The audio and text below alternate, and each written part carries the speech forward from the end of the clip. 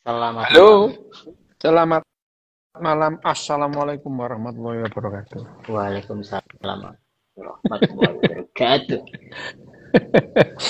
Ya apa, ya apa, ya apa. Nah, lanjutan yang kemarin, Dok.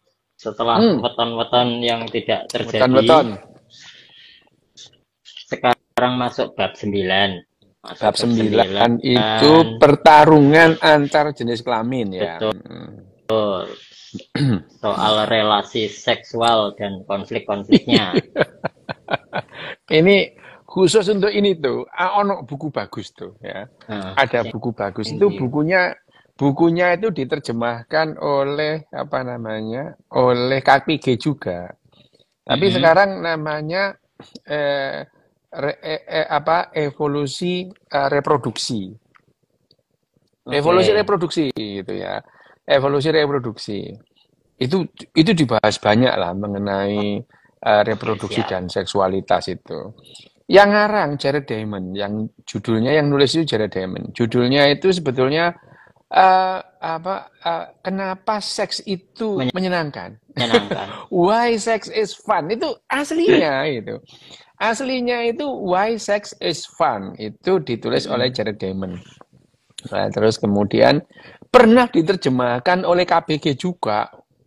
Oh, bertahun-tahun yang lalu lah ya, tahun 2006 atau 2007. Judulnya itu Mengapa Seks itu Asik gitu. Tapi mungkin karena waktu itu ya dibredel lah ya sama orang yang suka sweeping-sweeping itu ya. Oke. Terus tidak ada, buku itu tidak ada. Nah, sekarang onok mana muncul itu judulnya jadi nggak Evolusi. provokatif. Evolusi Evolusi itu. reproduksi. Nanti setelah kita bahas ini nanti kita Oke, kapan-kapan siap. kita ngomongin soal Jadi buku itu bahas ya. soal soal Why pembentukan Sex seksual is juga ya. Fun-nya Jared Diamond ya itu bagus Oke, siap. itu bagus. Nah tapi dalam dalam bab pertarungan antar jenis kelamin itu ya antara jenis kelamin di apa namanya di bukunya Richard Dawkins ini itu sedikit ya kalau dibandingkan dengan tulisannya Jared Diamond beda ya. Hmm. Kalau Jared Diamond itu berdasarkan apa berdasarkan riset yang panjang. Jadi Jared Diamond itu buku-bukunya itu didasarkan atas risetnya tuh. Misalnya apa namanya Why Sex is Fun itu juga hasil risetnya. Ada bukunya dia yang pertama jadi ikonnya Jared Diamond itu judulnya Gun, Germ and Steel itu ya. Hmm. Gun, Germ and Steel itu ya. Itu apa namanya senapan, kuman dan baja itu. Itu hasil penelitiannya juga, hasil risetnya. Dia meriset uh, dia itu fisiolog ya, fisiolog, ahli fisiologi itu. Jadi melakukan riset. Risetnya yang uh, aku baca riset aslinya itu 3.600 halaman. Hasil laporan risetnya itu 3.600 halaman dikompres sama dia dijadikan buku yang tebalnya ya nggak sampai 400 halaman. Tapi dengan bahasa populer. Sama dengan yang namanya apa namanya tadi Why Sex is Fun itu. Nah, Hmm. di bukunya Richard Dawkins juga Richard Dawkins itu juga ahli biologi gitu ya, ahli biologi. Nah, ini juga hasil risetnya. Terus kemudian kalau Richard Dawkins selain risetnya sendiri dia menyantumkan riset-risetnya banyak orang, termasuk di bab ini ya. Itu di bab apa namanya? Bab yang namanya ke-9 ini. Bab ke-9 mengenai yang namanya Pertarungan eh, antar jenis kelamin. pertarungan antar jenis kelamin. Nah, pertarungan antar jenis kelamin ini dia kalau di sini siapa namanya Richard Dawkins itu meng-highlight itu ya. Yang namanya jenis kelamin itu juga mempunyai persaingan antar jenis kelamin. Awalnya yang namanya jenis kelamin itu tidak terlalu menonjol gitu ya pada kehidupan gitu ya. Karena di awalnya itu ada pembagian tugas seperti itu adalah konsekuensi logis dari evolusi gitu ya. biner itu, yang namanya biner itu hitam dan putih itu Ya. pembagian dan hitam dan putih itu memberikan efektivitas pada kehidupan itu ya. Memberikan efektivitas itu karena misalnya yang apa namanya yang laki-laki donor sperma, yang perempuan menyediakan sumber daya itu ya. Jadi yang satu pekerja, yang satunya itu pengasuh gitu ya. Itu sepertinya efektif untuk kehidupan ini. Jadi yang satu pekerja menyediakan sumber daya sebanyak-banyaknya, yang satu lagi mengasuh gitu ya. Mengasuh itu ya, menginvestasikan waktunya sebanyak mungkin untuk keturunannya gitu. Itu dimulai bukan hanya pada manusia. Manusia kan jelas ya, kalau manusia itu nek lanang itu ono gondal gandule ya, ono pistol gombyoke ku ya, ono pistol gombyoke sing wedok ya ngono koyo rengat ngono ku ya. Jelas. Jadi kalau kita melihat laki-laki, perempuan, bedes lanang, bedes wedok itu jelas bentuknya gitu ya. Kalau kita melihat bahwa manusia laki-laki dan manusia perempuan itu kelihatan bedanya, itu jelas kelihatan bagi kita ya gitu. Bagi kita dari yang namanya tanda-tanda kelamin primer, mulai dari ada yang namanya ada testisnya, ada penisnya gitu. Itu adalah tanda-tanda kelamin primer. Ada lagi tanda-tanda kelamin sekunder itu ya. Brengosen, terus kemudian badannya Atlantis gitu ya, atletik gitu ya. Badannya gede, badannya Atlantis gitu ya. Ya itu brewok gitu ya. Wah itu ototnya keluar semua. Itu adalah ciri-ciri kelamin sekunder gitu, sekunder. Kalau perempuan misalnya, kalau perempuan kan jelas tuh, kamu gondal gandul, perempuanku rengat ngono ya, retak itu. Ketok wis jelas. Apa merengat gitu ya. Itu jelas pesan ketok gitu ya. Itu adalah tanda-tanda kelamin primer gitu ya. Jelas dia punya vagina, terus kemudian punya klitoris, punya ovarium, punya rahim. Itu adalah tanda-tanda kelamin primer gitu. Nah, kalau sekundernya ya itu tadi kulitnya halus gitu ya, terus kemudian bodinya gitar gitu ya. Lek kon nak gak atuh, kon nak koyo koyo suling aku. Koyo Pak, ya wis koyo suling ya, wis koyo suling. Sing wedok gitar aku suling. Banter-banter koyo rebab ya ngono. Ya, itu yang namanya jadi kalau kita melihat pada manusia atau pada binatang gitu ya. Binatang itu dengan binatang-binatang vertebrata ya, kayak singa gitu itu. Dengan mudah kita membedakan ini singa jantan adalah ini singa betina gitu ya, itu ini singa jantan, ini singa betina. Itu adalah jelas kalau pada binatang-binatang besar. Tapi kalau binatang-binatang yang lebih dulu ada, misalnya iwak ngono. Ya tuh kan delok iki iwak lanang apa iwak wedok ngono ya. Enggak punya ciri-ciri, enggak celak ya. Enggak punya ciri-ciri kejantanan, kebetinaan gitu enggak punya. Iya. Nah, ya tidak ada ciri-cirinya yang khas gitu antara yang namanya jantan kodok, enggak usah lah kodok, enggak usah iwak ya. Kodok itu kan lebih ya. Kodok aja gitu, kadal gitu sulit kamu membedakan. Tapi kalau binatang kelas tinggi kayak aves, vertebrata gitu. Aves itu burung gitu ya. Ayam betina dan ayam jantan kamu dengan gampang membedakan gitu. Yeah. Kenapa? Karena mereka ada secara evolusi ada belakangan dan memberikan ciri-ciri yang lebih kompleks gitu. Jadi karena yang namanya ikan ada duluan ketimbang kodok gitu ya, maka kodok lebih kompleks dari ikan gitu ya. Kodok itu lebih kompleks dari ikan. Terus kemudian apa namanya reptil itu lebih kompleks dari kodok Dari gitu kodok. ya. Kodok dan reptil itu karena reptil itu adalah evolusi yang kemudian muncul setelah yang namanya amfibi itu. Nah, ada yang namanya kecelakaan sejarah juga kecelakaan sejarah. Bagaimana kalau yang namanya tadi ya jenis kelamin tadi yang awalnya kalau misalkan telur katak ataupun telur telur reptil itu dia menjadi jantan apa menjadi betina itu karena suhu di lingkungannya. Jadi tidak ada perbedaan nanti yang telur yang netes sebagai ulo lanang ambek ulo wedok itu telur yang sama ya. Kadal wedok ambek kadal lanang, boyo wedok ambek boyo lanang, bajul wedok ambek bajul lanang itu. Ya, Oke. itu ya itu. Ya. Apa beda nih bajul wedok ambek bajul lanang? Suaranya ya. Oh, anu. Ini ada yang marah nggak gitu ya? Nah, Iya dah. itu bajul wedok. Nek aku bos, sampai nolak sing ngamuk apa enggak? Itu bajul Iya. wedok.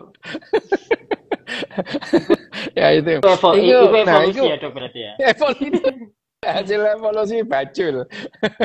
Hasil evolusi bajul. Nah, ini kalau apa namanya? Kalau kita melihat bahwa namanya dari reptil itu terus kemudian eh, evolusi kemudian itu adalah menentukan jenis kelamin itu secara genetik gitu. Jadi akhirnya ada gen itu.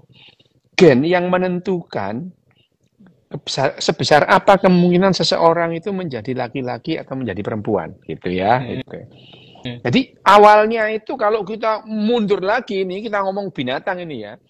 Apakah tumbuhan itu ada jantan betina? Ada itu ya, ada itu namanya mereka punya gamet namanya ya, gamet itu. Oh iya. Ya gamet itu.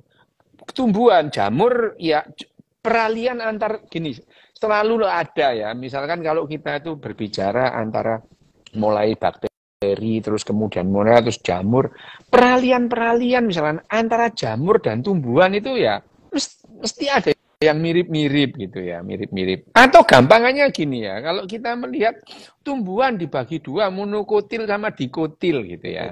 Kan kamu kalau kita itu dulu waktu SMA kan dikasih tahu, yang dikotil itu ciri-cirinya apa, monokotil ciri-cirinya apa, cirinya akarnya akar serabut, berkambium, bercabang gitu, terus apa dahannya menjari gitu. Itu adalah dikotil. Kalau monokotil gimana? Tapi selalu ada perkecualian atau campuran di antara mereka.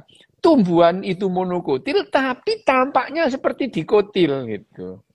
Namanya genetum genemon alias melinjo. Melinjo itu kalau tampakannya itu seperti dikotil Iya. gitu ya. Tetapi dia itu Tapi monokotil monokotil. gitu ya. Monokotil gitu. Nah, sama dengan peralihan antara yang namanya dari kodok dari amfibi ke reptil antara reptil ke binatang-binatang mamalia gitu juga ada itu ya. Jadi yang namanya eh, yang namanya evolusi itu meninggalkan jejak-jejaknya meskipun kita secara taksonomi jelas nih. Secara taksonomi itu jelas ini spesies ini tapi selalu ada antara spesies satu dengan spesies yang lain itu. Misalnya antara antara kuda dan keledai itu kan dua spesies yang berbeda. Cuman satu genus gitu ya. Tapi ada gitu ya. Di tengah-tengahnya itu ada atau bagal atau mule itu ya. Itu ada, setengah kuda, setengah keledai gitu. Itu ada. Nah, tapi kita berbicara pada umumnya ini. Kalau dalam satu populasi gitu, kuda itu ya gini, keledai itu ya gini, tentu ada gitu ya. Itu adalah pertanyaan tadi yang mengatakan tadi tuh kan ada pemain ada sekilas tadi ada yang nanya pemain petinju cewek yang dulunya cowok terus jadi cewek itu loh ya, itu kemarin itu. Nah, itu juga begitu, itu perkecualian, tentu ada perkecualian itu ya. Nah, nanti kita berbicara tentang jenis kelamin, kita mundur dulu ya. Nanti kita mundur dulu bahwa yang namanya jenis kelamin muncul itu antara perempuan dan laki-laki itu bukan hanya pada tumbuhan-tumbuhan tinggi atau binatang-binatang tinggi, apalagi binatang rendah, bahkan sampai sebelum antara jamur dan tumbuhan sudah ada yang namanya gamet itu ya. Gamet itu, gamet. Gamet pada laki-laki apa tumbuhan itu sudah ada jenis laki-laki dan itu perempuannya gitu. Nah, pada umumnya soal ukuran perempuan itu lebih gede gitu ya. Pada umumnya, jadi gametnya pada tumbuhan itu, gametnya perempuan sama gametnya laki-laki itu lebih gede perempuan. Sampai pada manusia. Manusia itu sel telurnya dibandingkan dengan sperma itu wow, selisih apa besarnya itu ribuan kali gitu ya. Itu juga memberikan alasan kenapa yang namanya perempuan itu menginvestasikan secara biologis itu ya. Secara biologis itu dia lebih besar dari cowok gitu ya, dan cowok itu memberikan investasi dalam bentuk yang lain itu, misalnya menjaga gitu ya, menjaga cewek yang sedang hamil, menjaga sarangnya dari serbuan yang namanya musuhnya gitu, itu adalah tanggung jawab. Nah misalnya gini, kalau kita ini di bukunya Richard Dawkins itu dibahas itu. Nah, kalau gitu ya, kalau misalnya gamet perempuan selalu lebih besar atau sel telur perempuan lebih besar daripada laki-laki gitu. Apa keuntungannya gitu. Dan seharusnya kalau gini kan alam semesta kan tidak perlu laki-laki lebih banyak gitu. Nah, tapi ternyata kecenderungan di alam semesta itu perbandingan laki-laki dan perempuan itu mendekati 1 gitu. Ya, mendekati 1:1 gitu. Dimanapun, tumbuhan manapun, binatang manapun dalam satu populasi atau dalam satu populasi besar cenderung adalah laki-laki dan perempuan jumlahnya 1:1. 1:1. Iya, meskipun ya kalau tadi itu ya, misalkan satu orang laki-laki 1 kali menyemprotkan spermanya berjumlah jutaan gitu ya. Sementara sel telur perempuan itu 1 bulan cuma 1 kali gitu ya. 1 gitu. Harusnya nggak perlu laki-laki banyak dong gitu ya. Harusnya perlu laki-laki sedikit aja gitu ya. Perlu laki-laki sedikit aja gitu ya itu. Perlu laki-laki sedikit aja. Tapi ternyata tidak gitu ya. Itu ternyata perbandingan di tiap spesies itu antara laki-laki dan perempuan itu mendekati 1:1 gitu ya. Manusia sekarang ini laki-laki lebih banyak daripada perempuan sekarang detik ini gitu. Detik ini laki-laki itu lebih di dunia, seluruh dunia, laki-laki itu lebih banyak dari perempuan detik ini ya gitu. Meskipun ya mendekati 1:1 itu ya. Perempuannya 1, laki-lakinya 1,0001 gitu ya itu mendekati itu populasi di seluruh dunia sama gitu. Padahal kalau dilihat gitu ya, kalau dilihat bahwa yang namanya bahwa yang namanya gamet laki-laki tadi kecil gitu ya, sementara sel telur gede itu spermanya kecil. Harusnya kita nggak perlu laki-laki banyak gitu ya. Hanya saja perkara jenis kelamin itu kan hanya satu variabel dari sekian kehidupan gitu ya. Tentu ada laki-laki yang misalnya gagah-gagahan, pokoknya mati gagah gitu ya. Mati gagah, muda berangkat perang, pulang tinggal nama, dipuji-puji gitu ya. Ya, lu kan ada yang begitu ya. Wah, menek gunung mati gelundung gitu ya. Ya mati gelundung gitu ya. Jadi tidak selalu yang namanya laki-laki itu berakhir dengan kopulasi gitu. Tidak semua gitu. Jadi ya yang namanya reproduksi itu bukan reproduksi seksual itu bukan satu-satunya variabel dari kehidupan. Meskipun ada pertentangan di situ dijelaskan di buku ini ya. Ini satu variabel. Jadi di bab 9 ini Richard Dawkins ini menjelaskan bagaimana pertarungan antara laki-laki dan perempuan gitu ya. Di mana pada dasarnya yang perempuan ini kan volumenya lebih gede gitu ya, menghabiskan kalori lebih gede gitu. Tapi jumlahnya dalam spesies kok 1:1 gitu loh ya. Gitu. Kok banding 1 itu. Nah, pertarungan ini ada di tingkat gen gitu ya, di tingkat gen. Jadi pertarungan antar jenis kelamin itu ada di tingkat gen. Bagaimana gen yang egois ini ya, gen yang egois itu mendrive kehidupan laki-laki dan perempuan itu dibikin sedemikian rupa oleh gen yang egois itu, sehingga pertentangan kepentingan itu akhirnya menghasilkan perbandingan 1:1 gitu. Misalnya meskipun dalam tiap spesies itu berbeda. Misalnya kan kalau kita lihat spesies binatang gitu ya. Spesies binatang itu yang menarik itu laki-laki gitu. Menarik laki-laki itu. Perempuannya itu membosankan gitu ya. Ya, membosankan. Kalau kamu lihat yang namanya peacock merak itu. Merak yang cowok kan wapi gitu ya. Wah, itu kalau miber itu wah itu bagus gitu ya. Itu adalah merak cowok, merak cewek. Koyok PT gitu ya. Koyok babon suka api-api blas gitu ya. Ya, itu. Jadi yang menarik perhatian itu adalah merak cowok ganteng gitu ya. Sama dengan yang namanya cendrawasih cowok itu bagus banget itu. Cewek membosankan gitu. Jadi pada binatang juga gitu. Kalau kamu lihat singa jantan ganteng, waduh ayo ganteng kok. Wes bowo gitu ya itu. Wah, tapi begitu singa wedok gondol elek ya, terus membosankan gitu ya. Membosankan gitu ya. Jadi itu yang itu juga didrive oleh gen gitu. Nah, manusia ini perkecualian ini. Manusia itu juga termasuk yang namanya manusia ini pada akhirnya membentuk yang namanya penyimpangan ya, perkecualian, tidak pada umumnya gitu. Karena sampai yang namanya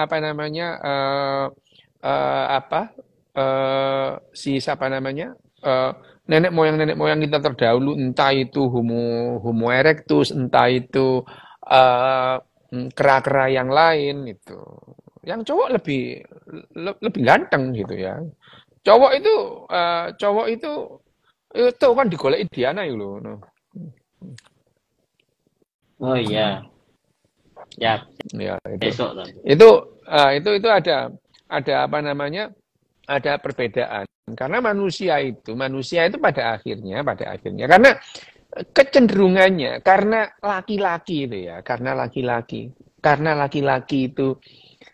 laki-laki itu mempunyai kesempatan berkopulasi lebih banyak, sehingga konsekuensi yang logis kalau laki-laki itu mempunyai pasangan seksual lebih banyak. Konsekuensi logis ya gitu. Yeah. Karena begitu misalkan harimau betina itu terus kemudian mengandung, dia tidak aktif secara seksual ya. Ya, tidak aktif. Misalnya kalau misalnya betina harimau betina satu siklus menstruasinya dia itu katakan 1 bulan gitu. Dia aktif secara 1 bulan karena mereka itu hanya melakukan aktivitas seksual kalau ovulasi, kalau masa subur gitu ya. Kalau masa subur, kalau enggak ya enggak gitu ya.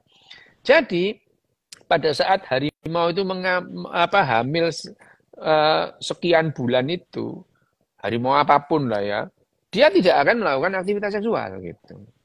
Nah, cowok-cowoknya kan tetap melakukan aktivitas seksual pada perempuan-perempuan lain yang mengalami etrus gitu. Masa subur ya. Nah, itu yang mendrive sehingga ya laki-laki yang harus mempunyai tubuh yang indah gitu ya. Untuk menarik Oke. itu ya, untuk menarik itu binatang-binatang itu. Nah, gen itu mendrive seperti itu ya. Jadi akhirnya secara evolusioner gen itu membuat cowok-cowok itu bisa apa namanya menarik perhatian perempuan-perempuan supaya mau dikentu gitu ya itu. Itu mau. Jadi Siap. ya tapi tapi gen itu juga memberikan sinyal bahwa harimau yang misalnya harimau itu yang apa rambutnya panjang, Mm-mm. tebal, badannya Atlantis tadi itu adalah harimau yang sehat gitu ya. Oke. Iya, tubuhnya yang simetris itu adalah harimau yang sehat itu. Maka tentu saja dengan mengeluarkan apa namanya kemampuannya yang hebat tadi itu si cewek-cewek ini otak-otak singa yang cewek ini dia akan menghitung-hitung kalau aku milih dia ini akan memberikan manfaat kepada keturunanku ya itu gitu. Dia itu akan lebih terjamin kehidupannya gitu. Maka eh, apa namanya cewek-cewek harimau itu cenderung gitu ya, cenderung memilih dikentu oleh yang gagah-gagah gitu. Karena itu akan memberi Rahimnya jaminan langsung anget kepada gitu ya. keturunannya. Ya, rahimnya anget itu. Padahal rahimnya anget dulu baru milih ya itu. Rahimnya anget dulu baru milih. Nah, pemilihan yang dalam jangka waktu pendek ini ya, pemilihannya kan pendek. Iya, Perempuan-perempuan iya. itu memilih dalam waktu pendek. Kenapa? Pada saat dia ovulasi gitu ya. Terus dia memberikan tanda siap dikentu itu tadi yang namanya etrus tadi itu kan pendek Mm-mm. waktunya itu ya digeblek sampai dikentu podo ae lah ya itu ya itu itu pada saat itu waktunya pendek beberapa hari saja gitu ya 2 hari 3 hari si cewek harus memutuskan gitu ya. Ya, enggak hanya kayak gak kayak kamu gitu tuh kenalan dhisik, WhatsAppan. Wes kesuwen tuh ngono ya ngono. Kesuwen itu. Kesuwen. Nah, tapi kalau mekatu itu kan bahasa Bali itu kan mekatu itu. Nah, itu mekatu itu bahasa Bali. Ya sama mekatu, kentu podo ae lah, gitian podo lah itu ya. Itu nah, Pak, tapi yang cewek untuk memilih cowok itu pada binatang pada umumnya itu waktunya pendek itu. Waktunya pendek pada saat dia etrus itu. Waktunya pendek itu ya. Jadi pada saat dia etrus bisa puluhan cowok mendekati itu ya, mendekati. Nah, pada saat itu cewek harus menentukan mana ini gitu ya. Nah, Hmm. yang dipilih itu adalah tanda-tanda yang menentukan bahwa cowok ini lebih sehat itu ya. Ya. Nah, cowok lebih sehat itu badannya Atlantis tadi gitu ya. Simetris kanan dan kiri gitu. Simetris menunjukkan lek perot ngono gak ono sing milih to, perot ngono gak Miring ono kan. sing milih ya. Ya miring ngono ya, gak ono sing milih to gitu ya. Nah, itu adalah salah satu bagaimana gen itu mendrive ini. Nah, pada manusia ini beda gitu. Kenapa? Karena pada manusia itu dalam sejarahnya itu, dalam satu keluarga inti itu perempuan lebih dikit dari laki-laki gitu ya. Jadi Hmm. dalam keluarga inti itu, dalam satu keluarga itu ada 2 atau 3 orang ibu, ada 6 sampai 7 orang bapak gitu ya. Ya. Ya, ya. Nah, terus Ya. kemudian aktivitas seksual manusia bukan hanya urusan reproduksi Pesan. gitu. Tapi urusan rekreasi tadi gitu. Jadi akhirnya di drive semua karena yang seolah-olah secara fisik yang berebut itu adalah perempuan, menarik laki-laki, mau hidup bareng satu gua sama dia gitu ya. Hmm. Akhirnya akhirnya manusia itu berevolusi perempuan ya yang lebih menggoda ketimbang laki-laki gitu ya itu. Perempuan lebih menggoda. Tapi pada umumnya binatang-binatang yang lain itu adalah laki-laki lebih menggoda ketimbang Menggoda daripada perempuan. Perempuan perempuan. menjemukan itu badannya. Perempuan itu menjemukan. Kalau pada binatang itu juga ditulis oleh siapa? Richard Dawkins Jadi itu ya. oke. Di Iya. ya itu di apa namanya di bab ini di Mm-mm. alinea terakhir lah ya. Di alinea Ya. terakhir Richard Dawkins juga menjelaskan bahwa yang namanya pada binatang-binatang bentuk perempuan itu menjemukan gitu ya. Tidak seperti laki-laki yang menarik, tapi menariknya ini juga karena didrive oleh gen selama ratusan ribu tahun, bahkan jutaan tahun, sehingga yang namanya pertarungan antar jenis kelamin ini jadi imbang, gitu, itu ya. Oke. Ini loh di bab ini, jadi pertarungan jenis kelamin itu akhirnya imbang. Meskipun secara fisik, secara ukuran, kayaknya perempuan itu, laki-laki itu nggak ada apa-apanya deh dibanding perempuan gitu ya. Misalnya ya, kalau kita ngomong pada binatang-binatang besar, mamalia ini ya, mamalia. Mamalia ini kan ada yang namanya gen yang namanya SRY, gitu. Ada yang dalam kromosom Y, itu semua binatang lah ya, semua binatang besar itu adalah yang namanya kromosom Y atau ada gen SRY di dalam kromosom Y itu. SRY itu ya, Sera Romeo Yankee itu. Gen SRY ini yang mendrive semua mamalia itu semua mamalia yang pada awalnya setelah terjadi perkentuan itu ya, terjadi perkentuan terus kemudian terjadi yang namanya konsepsi itu ya, konsepsi di mana konsepsi itu bertemunya atau masuknya sperma ke dalam sel telur itu, membuai gitu ya, itu membuai itu ya. Nah itu itu yang namanya pembuahan itu ada atau konsepsi pada binatang itu. Nah pada saat konsepsi itu beberapa saat kemudian adalah yang terjadi janin ini tumbuh menjadi janin perempuan. Semua binatang mamalia gitu ya. Semua mamalia. Itu. Ya. Semua mamalia. Semua mamalia itu awalnya perempuan semua itu. Nah, beberapa saat kemudian separuh ya, kira-kira separuh dari perempuan itu berubah jadi laki-laki gitu ya, itu. Ya. Itu. Ini adalah jadi manusia juga gitu. Semua manusia ini awalnya perempuan, kon biyen wedok ngono ya. Semua manusia ini awalnya perempuan sampai 8 minggu di dalam kandungan. Sebagian perempuan, kira-kira separuh itu akan menjadi laki-laki. Nah, yang mendrive perubahan perempuan dari laki-laki ini hormon kromosom X yang ada gen SRY-nya ini. Gen SRY ini yang mengubah bentuk perempuan itu menjadi laki-laki. Ada dua variabel setidaknya yang terjadi pada saat perubahan. Yang pertama, terjadi yang namanya defeminisasi. Yang tadinya kan perempuan nih, gitu ya. Ya, tadinya feminin ya, defeminin menjadi ke arah sebaliknya, yang namanya defeminisasi. Yang kedua terjadi maskulinisasi gitu ya. Jadi dari perempuan jadi laki-laki itu namanya maskulinisasi gitu ya. Ya. Terus kemudian ciri-ciri sekundernya juga ngikut gitu ya. Ciri-ciri sekundernya karena gen SRY ini gen SRY itu menarik gen-gen lain. Gen-gen lain ditarik. Gen-gen yang mengungkapkan ekspresi kecowokan itu ditarik gitu ya. Ditarik mendekat sehingga terekspresilah sifat-sifat entah itu ciri sekunder, entah itu ciri primer dari cowok gitu ya. Gitu ya. Jadi gen SRY yang ada dalam kromosom Y kita itu ya, kromosom nomor 23. Dan kalau ini dibandingkan besarnya yang namanya gen SRY kromosom Y dengan kromosom X itu 1:20 cuwilik ini perbandingannya itu enggak imbang lah gitu ya. Sepertinya ini adalah memang kecelakaan evolusioner lah munculnya gen SRY ini karena kromosom Y dan kromosom X itu timpang munculnya belakangan.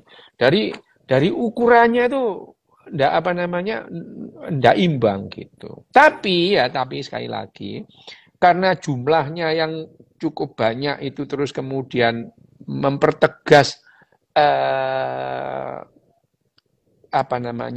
kesesuaian dengan kondisi fit dengan kondisi alam itu akan membuat spesies itu menjadi lebih tahan terhadap seleksi alam itu. Sehingga seleksi alam ini yang mengarahkan antara jumlah eh, apa namanya, jumlah spesies lanang dengan spesies perempuan itu mendekati satu. Meskipun tadi itu ya, itu tidak imbang gitu ya, pertarungan yang tidak imbang itu.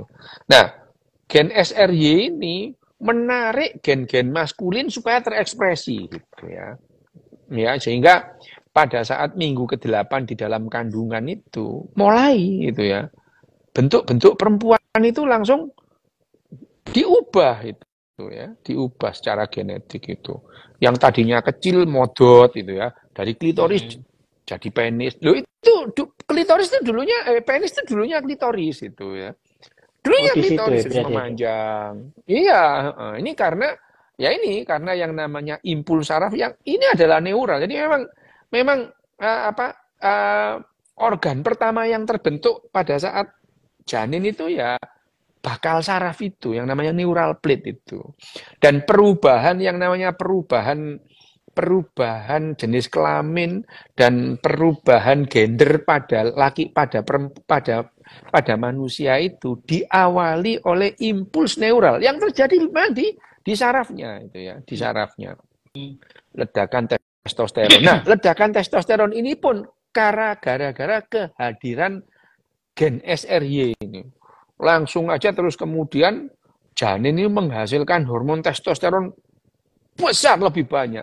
Nah, rendaman testosteron ini yang memicu berubahnya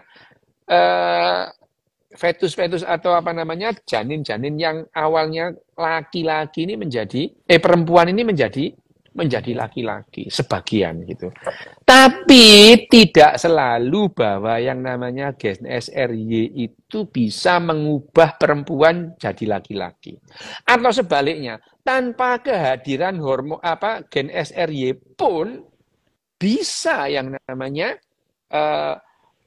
janin yang tadinya perempuan itu menjadi laki-laki, terekspresi gitu. Jadi tidak semua perempuan itu XX, tidak semua laki-laki XY gitu ya.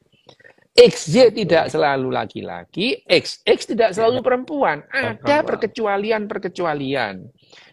Ada gen SRY, tapi gen SRY tidak bisa menyatukan semua gen-gen maskulin, ya tidak terjadi apa-apa. Sehingga ada perempuan wayu tuh koyo wong perempuan beneran itu ternyata gennya XY gitu. Ada gitu. Ada gitu. Jadi dan ada juga yang XY tapi laki-laki gitu ya. Laki-laki tuh gondal gandule lengkap lah ya mesti so. Tuh, tapi kok apa namanya kromosomnya itu XX gitu ya. Jadi ini bukannya tidak mungkin terjadi di alam, kemungkinannya itu ada karena yang namanya perubahan dari perempuan ke laki-laki yang dimulai pada minggu ke-8 usia kehamilan manusia itu terjadi dua hal, maskulinisasi dan defeminisasi yang pada umumnya dipicu oleh gen SRY. Tetapi ada kalanya gen SRY itu tidak efektif atau tidak sama sekali sehingga XX tapi XY tetap perempuan gitu. Ada kalanya juga ada yang XY tapi berubah jadi laki-laki gitu. Nah, proses defeminisasi dan maskulinisasi itu juga random, tidak 100% tidak sepenuhnya sama. Sehingga banyak kita melihat yang bentuknya itu cowok bener ya, brengosen ya, gondal gandule lengkap. Tapi tindak tanduknya itu feminin gitu. Banyak itu ya. Ya kita tidak jarang melihat begitu. Brengosen gue tapi yo enggak apa, itu adalah variasi dari kehidupan gitu ya. Dan yang namanya orientasi seksual itu juga tidak satu paket meskipun banjirnya testosteron pada saat minggu ke-8 pada usia janin itu sebagai agen utama untuk menentukan orientasi seksual di otaknya gitu ya. Orientasi seksual di otaknya.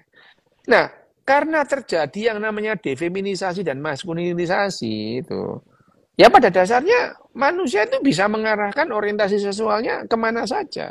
Dan pada akhirnya manusia ini mengarahkan orientasi seksual bukan hanya ke laki-laki itu ke perempuan, ke apa saja gitu ya. Ke wedus lah ya itu. Loh bisa itu ke jembatan. Loh ada loh tuh orang yang horny lihat jembatan itu ada yang sampai menikah dengan jembatan juga ada gitu ya. Jadi Oke. ini adalah penjelasannya dan karena tadi itu dari perempuan ke laki-laki terjadi ada yang namanya tadi maskulinisasi dan feminisasi yang tidak seragam. Makanya tuh kamu itu kita ini lebih banyak melihat cowok yang kecewek-cewekan ketimbang cewek yang Cewek kecowok-cowokan kecowok-cowokan. itu. Ya, ya, ya. Ya, karena pada dasarnya semua tadi itu perempuan terus menjadi laki-laki gitu. Proses dari perempuan ke laki-laki itu adalah maskulinisasi dan feminisasi. Ya, prosesnya itu tidak seragam gitu ya. Tidak seragam sehingga ada yang ya tadi cowok tapi kecewek-cewekan.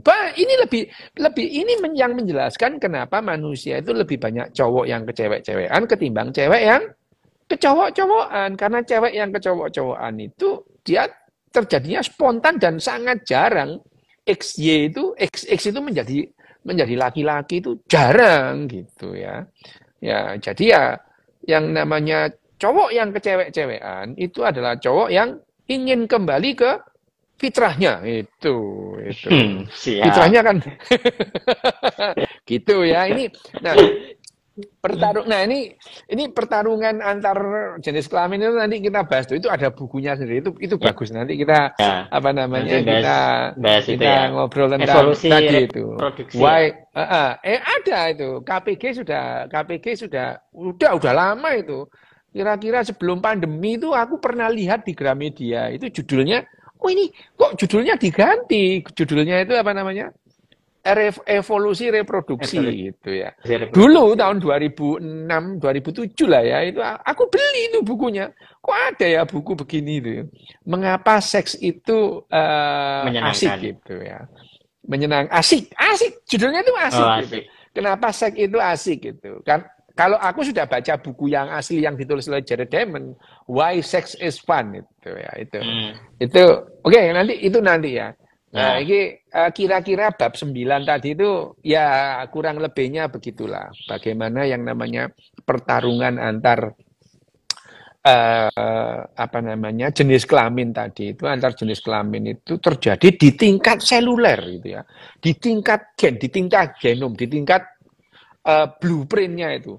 Bagaimana kok sampai demikian tidak imbangnya antara laki-laki dan perempuan itu, tapi pada akhirnya kok jumlah jumlah laki-laki dan perempuan dalam spesies yang sama itu perbandingannya mendekati 1. Itu adalah yang terjadi di alam semesta. Jadi alam semesta sampai kapanpun itu ya 1:1. Nggak mungkin lah 1:4. Oh, itu bohong aja. Nggak ada itu. Apalagi 1:50. Tambah ngarang mana itu ya. Nah, saya pertanyaanku gini, Dok. Kan tadi itu kan di Apa? tingkat gen ya itu tadi ya. Mm-mm. Di tingkat gen kan. Nah, apakah Mm-mm. perilaku monogami, poligami itu juga didrive sama gen di tingkat Ya. itu juga Mm-mm. dalam Ya, ini kalau kasus kita ngomong mamalia pertarungan ya. ya. Ya. Kalau kita ngomong mamalia gitu ya. Mamalia sekitar 87% mamalia gitu ya. Mm, 87% mamalia itu monogami gitu ya. 87%. 87% mamalia itu monogami gitu ya. Nah, mamalia gitu ya. Tetapi pada satu spesies itu beda-beda gitu. Ya.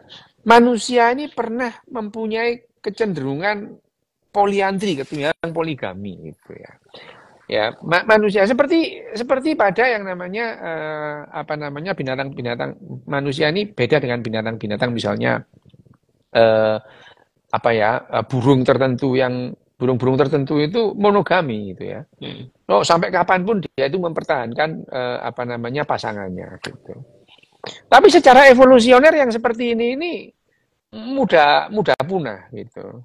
Kalau pasangannya hilang, dia nggak cari pasangan lain gitu ya. Itu mudah punah gitu. Oke. Ya, mudah punah gitu ya, mudah punah. Nah, ya yang tidak mudah punah itu yang gampang move on gitu ya, move on ya. Kembang klepu. Nah, ya toh. Ya, kembang klepu ngono. Hilang oleh sewu ngono ya, itu ngono. Itu ya. Nah, pada manusia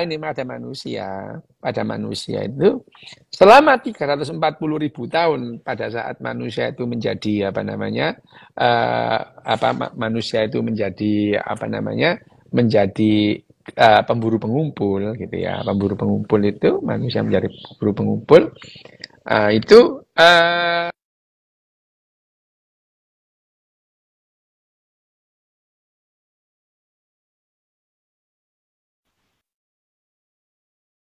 6 laki-laki gitu ya. Poliandri gitu. Jadi budaya poliandri itu yang membuat manusia perempuan itu jadi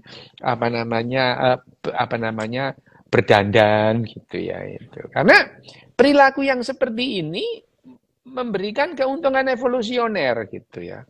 Laki-laki gampang mati gitu ya. Pada saat itu ya tuh. Laki-laki gampang mati, berburu mati gitu ya. Berburu mati gitu ya. Berburu mati gitu. Jadi ya yang tersisa itu ya yang pemburu-pemburu handal gitu ya. Tapi tetap aja jumlah spesies laki-laki sama perempuan selalu hampir 1:1 gitu ya. Perilaku yang seperti ini, perilaku poliandri pada manusia-manusia pemburu pengumpul itu memberikan keuntungan evolusioner gitu. Karena misalnya 2 orang ibu, 7 orang bapak gitu ya. Setiap kali ibunya hamil, 7-7-nya itu merasa bahwa dia itu adalah anaknya gitu, gitu ya. Itu jadi ya lebih mendapatkan perhatian, lebih mendapatkan perlindungan gitu. Nah, pada saat manusia memasuki era pertanian, terus kita kenal keradaban lah ini gitu ya. Ini waktu manusia punya peradaban itu pertarungannya beda lagi. Terus kemudian ada satu orang punya 80 perempuan itu ya. Yang 10 laki-laki lainnya jomblo sama masak mate itu ya bisa dijadikan tentara. Loh, dijadikan tentara ya. Ya, dijadikan tentara, terus kemudian disuruh untuk melindungi, dipuji-puji kamu adalah pahlawan gitu. Jadi yang laki-laki yang begini itu bangga dengan kepahlawanannya juga mikir lah ya gitu ya itu. Nggak mikir gitu. Akhirnya narasi berubah gitu ya. Nah, terus kemudian akhirnya yang tadinya yang namanya perempuan itu lebih lebih dominan ketimbang laki-laki. Setelah memasuki era peradaban itu manusia laki-laki secara social construction gitu ya, konstruksi sosial akhirnya laki-laki menisbatkan dirinya lebih kuat daripada perempuan gitu. Padahal secara biologi laki-laki itu nggak sebanding lah sama perempuan ya. Perempuan jauh lebih sehat, lebih kuat gitu ya. Dan manusia sendiri 340.000 tahun itu lebih matriark ketimbang patriark. Tapi kemudian ya tadi gitu ya, peradaban berbicara lain gitu ya. 12.000 tahun yang lalu lahirlah peradaban gitu ya. Nah, lahirlah peradaban ini yang kemudian manusia itu membuat rekonstruksi sosial bahwa laki-laki itu lebih hebat dari perempuan gitu ya. Akhirnya ya sudahlah ya, perempuan terpinggirkan. Ini juga adalah konsekuensi logis dari perkembangan evolusi kita. Gitu loh, Wim. Ya. Itu kok Wim mau apa? Ngomong apa kok Wim mau? Bu, tumpuk-tumpuk. Iki ana pertanyaan Wes gak usah. Apa. Saya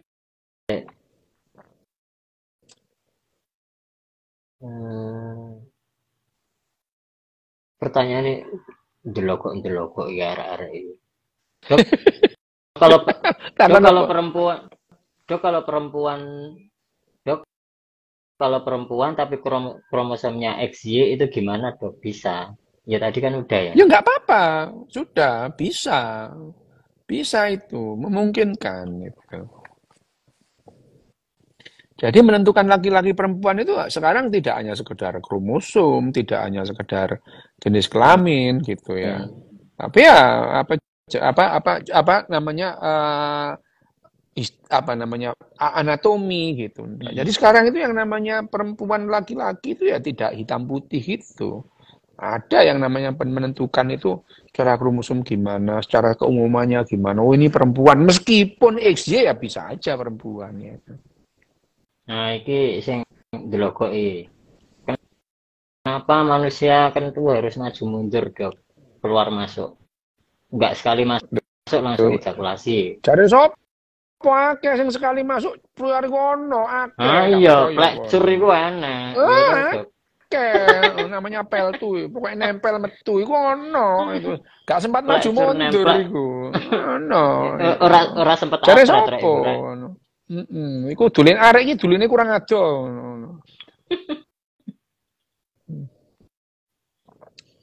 Terus Ono sing maju mundurnya mek ping telu padha ae koyo montor atret. wae. Ono iku ono maju mundur tapi mek ping maju mundur buyar. Ono sing ngono iku juga ada gitu ya. Maju mundur sampai 2 kali ada gitu. Anake sapa to iki ya apa ya apa? Ya ya tanya aku takon lho gak karu-karuan itu. Apakah ada suplemen yang bisa membuat perkembangan tubuh dan otak jadi lebih bagus? Dok? Ada, Gen in. namanya itu suplemen. Kamu tak kasih tahu ya, apa yang disebut suplemen? Suplemen itu diperlukan tapi sedikit gitu. Udah tahu suplemen itu. Suplemen itu bukan obat ya, bisa mengubah kamu jadi apa? Misalkan suplemen itu apa? Seng, ya seng gitu ya. Seng itu obat, suplemen diperlukan tapi sedikit banget. Gak perlu kon mangan seng apa jenenge kanopi karport gak perlu. Lah kon lah perasamu lek kon mangan kanopi karport terus iso ngaceng yoga. Rajur. Nah, ini dok, lebih baik lahiran normal atau sesar? Oh, gini. Lahir sesar itu lebih sehat. Gitu ya. Lebih sehat. Kenapa? Ya, sekarang operasi sesar lo kayak itu seperti apa? Seperti mentes jerawat aja itu ya. Itu aman lah gitu. Karena yang namanya proses melahirkan pada bayi itu memberikan trauma yang besar. Kepalanya mengecil gitu ya. Gitu. Tapi ya meskipun sekarang itu masih berlaku yang namanya kapan dokter itu harus sesar, kapan harus enggak, itu tetap ada, itu standarnya. Tapi kalau bagi bayi gitu ya, Oh, yang lebih sehat itu ini ya bagi yang bayi berarti ya? iya Bukan bagi ibu bagi bayi. Nah, bagi ibu sekarang juga makin lama makin aman gitu ya. Oh, oke. Kalau dulu operasi itu besar. Sekarang ya namanya operasi sesar itu lah koyo mencet jerawat podo ambek sunat lah wis ngono ya podo lah gitu ya. Ya ora kok Gitu sunat ya. Jadi sepisan loh. nah lah kon nopo Sunat kate disunat ping sepisan. pindho cek ngepo. Ah, wegah. Kon golek ngoyo bingung Kudu lho. karo sunat ya apa sih rek? Sunat sepisan tok lho. Lah yo mana Ngawur podo ae. ambek sunat lah ngono. Lah kon lek sunat ping pindho lek ngepok ya apa ngono.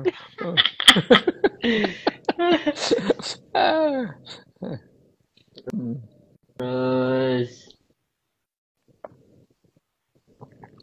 nah ini. Dok, kemalasan itu apa benar coping mechanism? Gimana penjelasannya? Iya, yang namanya coping mechanism itu kan istilah psikologi gitu ya, coping mechanism gitu ya. Padahal sakjane yo gak ono ngarang-ngarang ae ngono ya. Coping mechanism itu kan membuat kita lebih nyaman. Itu coping mechanism atau mengurangi kecemasan, itu coping mechanism gitu, mengurangi stres. Padahal ya sekali lagi stres itu adalah senjata kita untuk melanjutkan kehidupan itu ya itu. Jadi ya yang namanya coping mechanism itu adalah mencari kita cara yang lebih membuat kita lebih nyaman gitu ya. Apapun lah itu. Itu istilah psikologi lah itu ya, coping mekanisme itu. Tapi secara biologi mekanisme itu tidak ada, gitu ya. Secara apa namanya, mekanisme tertentu yang coping mekanisme secara biologi itu tidak ada. Hanya hasil akhir itu ya. Macam-macam lah ya coping mekanisme itu. Ya berdoa itu adalah salah satu bentuk coping mekanisme gitu ya. Iya, iya, iya. Ya bayangin aja gitu, kamu nggak belajar, pengen lulus berdoa. Itu kan supaya kamu berangkat ujian dengan tenang, padahal tetep aja gak entos. Ya. Iya, Lah orang mbok pikir belajar terus kok. wah, apa ya sinau, gak sinau ndonga ngene lho, apa perasamu iso nggarap matematika, yo gak iso gitu ya. Gitu loh ya coping Itu mechanism. bosku. Hmm. Terus